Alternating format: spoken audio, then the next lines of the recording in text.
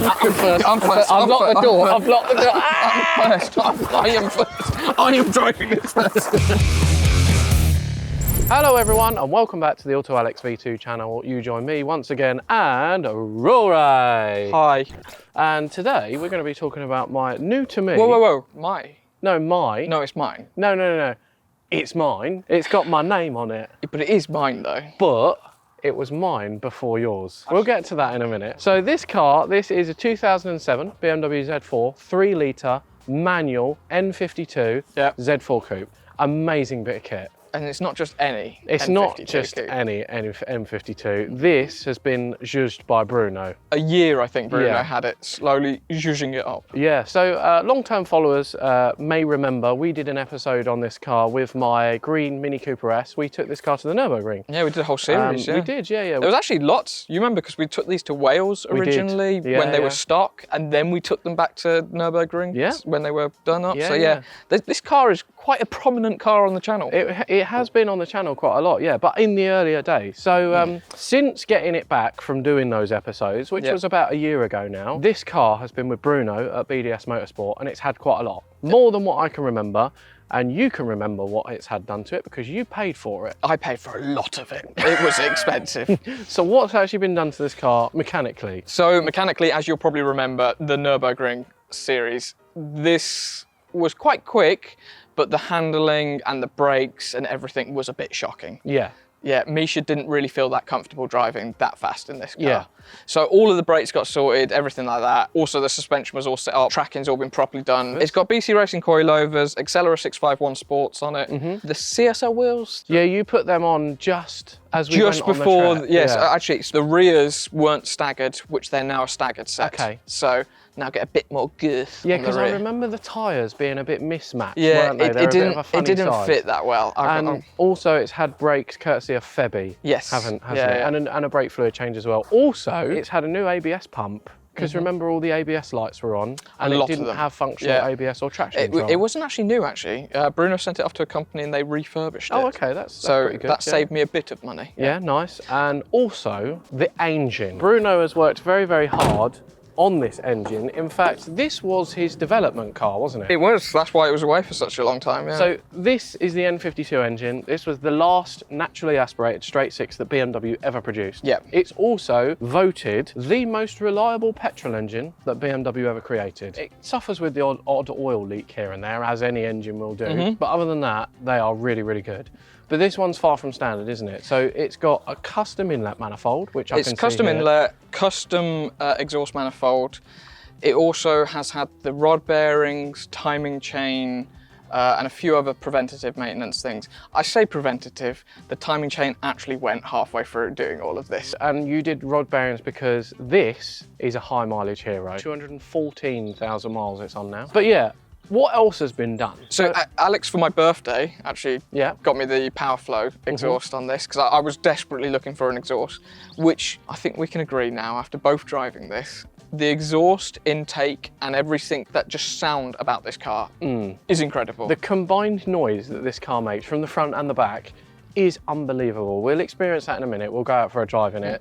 The only way to describe this car, I've never driven a BMW that sounds like this. It sounds a bit like a Porsche. So all these mods together have delivered something quite special. When I gave this car to Bruno, it was actually at 235 horsepower. It's supposed to be 260. It should have been 260. This is now, I think last time Bruno dynoed it, I think it was 294, I think it was. So we're right on the cusp of 300 brake horsepower. Yeah, and he thinks this should be easily over 300. He just didn't have enough time to do it before I came and rudely took it away from him. But yeah, so I'm really, really impressed with what Bruno has done to this car.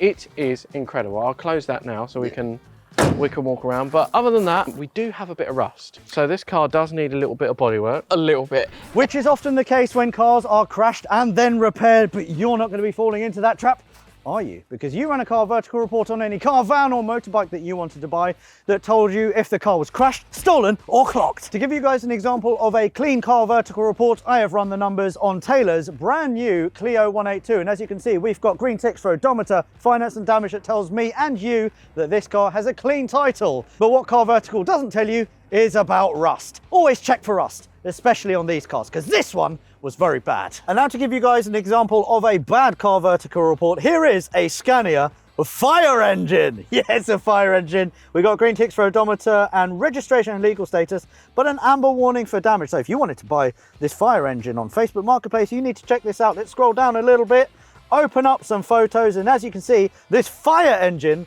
has been crashed quite badly. It's had a front-on impact. It's also had a side impact. So you know that, again, if you wanted to be a fireman for the day, if you wanted to buy this on Facebook Marketplace or wherever you buy your fire engines as a clean title vehicle because of Car Vertical, you know that's a big fat lie. So again, and yes, I know I say it pretty much every single week, do not get stung when buying a used car, van or motorbike. Run a Car Vertical report. What's more, you will get a juicy 20% off using the code V2. Right then, back to it. This is one of the reasons why I let this go in the end though, which was because I knew it needed quite a lot more money plowing into it. Like you say a little bit of bodywork. I would argue nearly every single panel needs a bit of bodywork doing to it. Nearly every single corner, yes, needs a bit of bodywork. Realistically, I'd say apart from the roof, it needs a full respray. It could do with it, yeah. It could do with a blowover. Yeah. I have recently machine polished it. It looks a lot better than it did, but yeah, admittedly, it does still need a bit of paint. An interesting thing about this car, if you do want to repair the rust on one of these or you had damage or anything, same as a BMW Z3, every single panel, apart from the roof, is removable. So these rear quarters, you can actually unbolt these and you can put a new one on. Yeah. So the rust on this rear quarter isn't actually structural. You can take that panel off, you can replace it and then get it painted. I think one of the things I really loved about this car as well was the interior. The interior is really nice. It is not dated at all. No. But the seats, the seats are great. The seats are really good. They're mega comfortable as well. The gear change is fantastic. A lot of BMWs can be quite rubbery. This is really mechanical. It feels really nice. It reminds me a bit of an MX-5 gear change, I think. I'll agree with that. Yeah. Yeah. And you've got auto lights, auto wipers. Folding mirrors. Folding mirrors. The sound system's quite good. Sound system's really good. And it also has heated seats and electric memory seats as well. I've had this for a month now. I've done about 2,000 miles in it. Yeah. And it has been fantastic. It is a bit drony on the motorway, especially you've got the windows up. If you do the windows down, it's a lot better. It's annoying as well because the drone is at about 70 miles an hour. Yes, it is, yeah. And you can either go about 55, 60, or you can go 70 miles an hour. Yeah, but before we move around that side, Rory, I want to talk about the design of this car. I think it looks incredible. Look at this line, this swage line that comes all the way down here, goes through the door handle and up over that chunky arch. Yeah. That looks amazing. And also, not a lot of people have noticed this before, but this swage line here goes down there. That is a Z for Z4. I did not know that. I did not know that. That is a Z in the front quarter wing, and the indicator, which is the part of badge the as BMW well. badge. I love it. It's just such a cool design. My favourite part of the design is the back. Look at the back of this car. It got a little bit of criticism when this car first came out, namely from Jeremy Clarkson, who said looked like a dog having a poo. But I think it's mega fat, it's squat, it looks really cool, it's aged fantastically. It just looks amazing. And those two lines down the middle of the roof as well. Yeah. It just looks really cool. I think it has held its age really well. Really well. Really well. I mean, what other cars from 2007 look like this? But yeah, it is a really cool piece of kit. Why have I sold this? I don't know.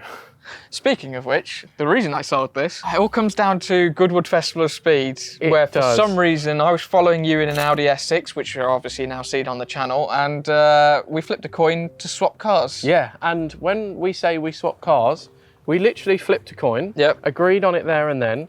You insured the Audi and drove it away, and I insured this and drove it away, which was a bit of a problem for me. Because we had Luke.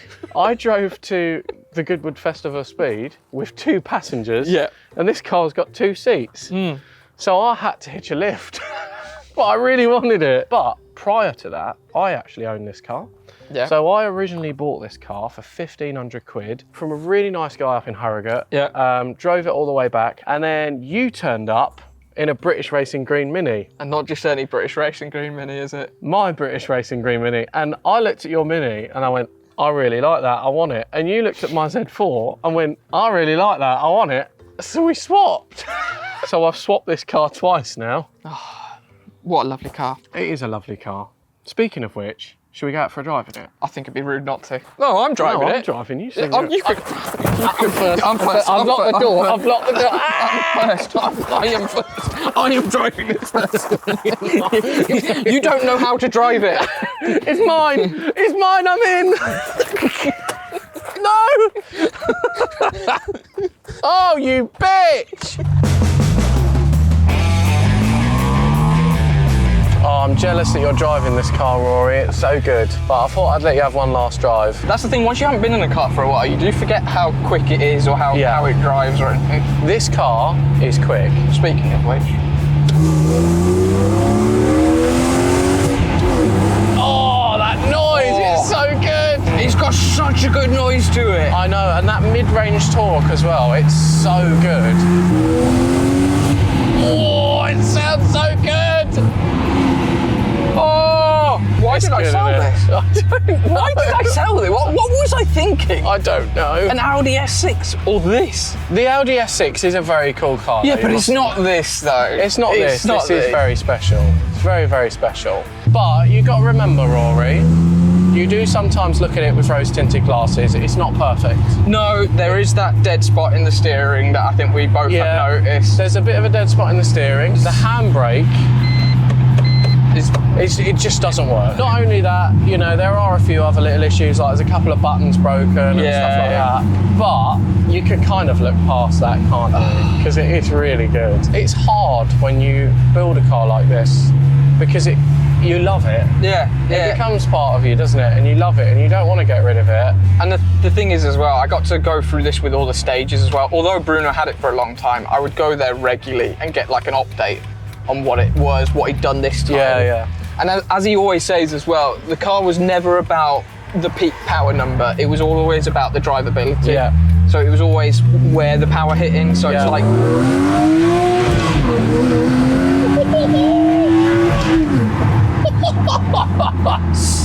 It's so good. It was always that like torque number and everything that he was always after. Yeah, and it's the usability as well. It's how to use it on a road. Yeah, you know, the mid-range torque and it's just brilliant.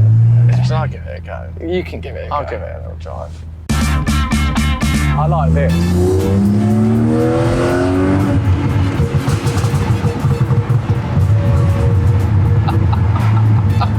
It's really good.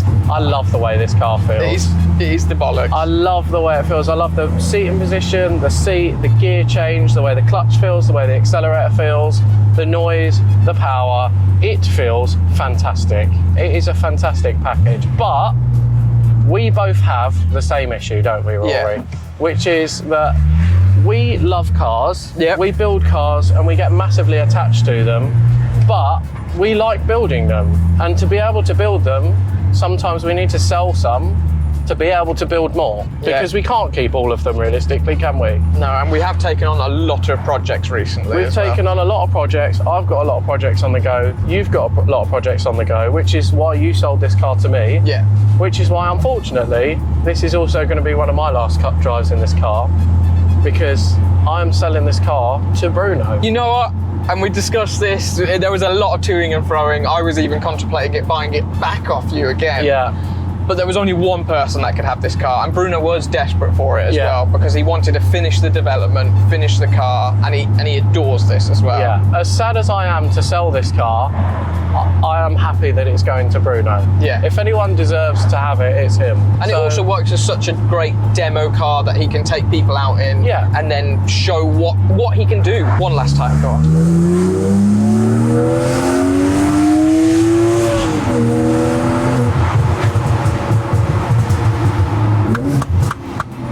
It's so good. It's so good. Shit.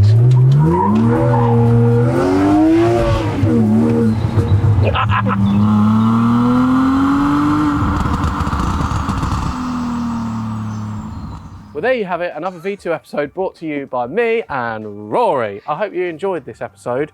It's safe to say, I'm very sad. Yeah. But also very, very excited about new projects that we have on the horizon. And if you'd like to see some more reviews, sort of like this quick style of like walkarounds of the cars and sort of our personal projects of all the team, including Chris behind the camera, who now has bought Alfred, then yeah, I think let us know in the comments below. Yeah, and if you've enjoyed this episode, Don't forget, as always, to like and subscribe.